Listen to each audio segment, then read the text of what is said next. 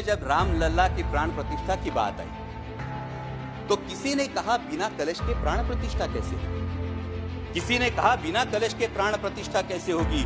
किसी ने कहा जब चुनाव ही प्राण हो तो सोचो कौन सी प्रतिष्ठा दांव पे लगी होगी। लोग तो कुछ कहेंगे, लोगों का काम है कहना, आप जन की बात मत सुनना, सिर्फ मन की बात करना। फिर भी खुश थे हम 500 साल का सपना जो पूरा हो रहा था, हमारे अंदर का हिंदू भी पूरी तरह से जाग गया था। तो चल पड़े अयोध्या की ओर राम लल्ला की दर्शन की आस लगाए। चल पड़े अयोध्या की ओर राम लल्ला के दर्शन की आस लगाए।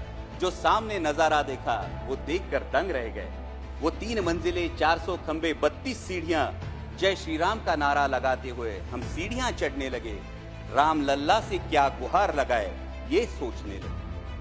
पहली सीढ़ी पर याद आई महंगाई, पहली सीढ़ी पर याद आई महंगाई, दूसरी पर देश में बढ़ती बेरोजगारी, तीसरी पर पत्रकारिता की चरण चुंबकता, चौथी पर सेंट्रल एजेंसीज की संदिग्ध भूमिका।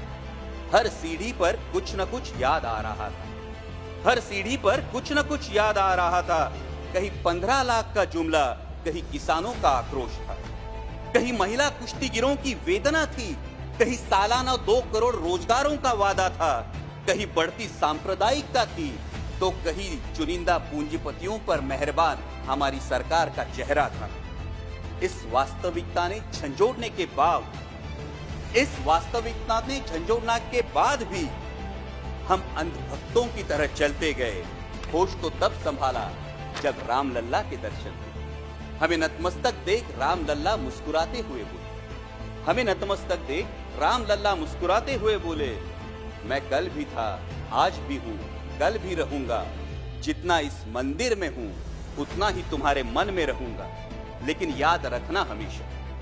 याद रखना हमेशा मैंने त्रेता युग में रामराज जलाया था, तुम कलयुग में जीते हो जहां संविधान ने गणराज जलाया है। धर्म समाज का किनारा जरूर है, लेकिन देश एक बहती धारा है। किनारे को धारा के बीच में लाया तो प्रवाह अड़ जाता है, प्रगति के पथ से हट जाता है। इसलिए धर्म का ठेकेदार नहीं, पहरेदार बनना चाहिए। तुम रहो न रहो, वो रहे न रहे, ये देश रहना चाहिए, देश का संविधान रहना चाहिए, देश का लोकतंत्र रहना चाहिए, ये देश रहना चाहिए।